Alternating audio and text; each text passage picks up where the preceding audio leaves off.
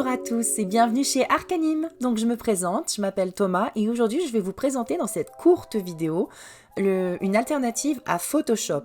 Bon, il se trouve que Photoshop, bien sûr, est un logiciel sous licence Adobe et une licence Adobe qui coûte très cher. Malheureusement, on n'a pas tous les moyens de se l'offrir et il nous faut trouver des alternatives. Nous, les producteurs de contenu, même les débutants, il nous faut forcément quelque chose pour faire nos logos, nos bannières, nos miniatures, etc. Donc, je vais vous parler de Photopea, voilà, qui est une alternative gratuite à Photoshop, mais une vraie alternative, hein, c'est pas un faux truc. Donc, vous allez donc prendre votre souris, ouvrir Firefox, voilà, et vous allez taper dans la barre de recherche Photopea, voilà, comme ceci. Rien de très compliqué. Vous cliquez sur le premier, et ensuite, voilà, vous êtes arrivé sur Photopea. C'est hyper facile, je voulais vous le présenter quand même, car ça reste quand même hyper important pour nous, les producteurs de contenu, d'avoir un logiciel de montage qui soit fonctionnel et avec plein de possibilités pour se démarquer des autres. Donc, normalement, on utilise Photoshop, mais en l'occurrence, là, on n'a pas les moyens de s'acheter Photoshop, donc forcément, il faut qu'on trouve une alternative.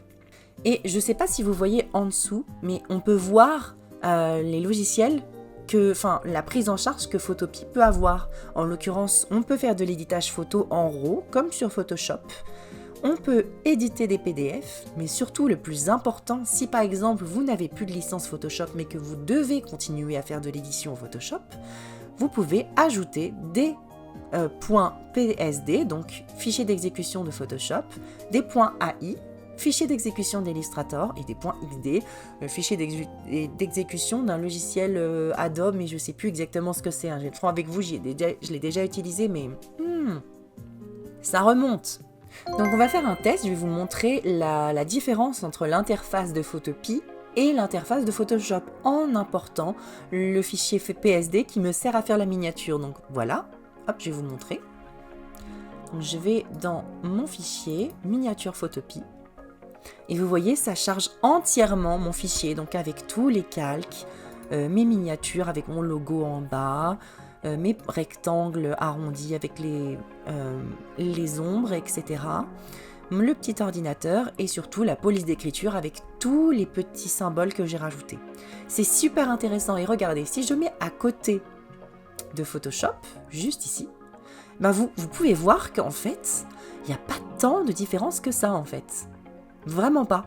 Il y a les mêmes dispositions de calque, on peut interagir avec les paramètres pour placer comme il faut les éléments sur la page. Vous avez sur le côté, sur votre gauche, tous les éléments qui vous permettent de créer le contenu sur votre page blanche. En l'occurrence, par exemple, du texte, des effets de dégradé, de la gomme si vous faites du dessin, etc. Donc ça reste un outil très accessible, gratuit, et surtout en ligne. Il ne se télécharge pas comme Photoshop, donc ça vous prend pas des centaines de gigas de place. C'est entièrement en ligne.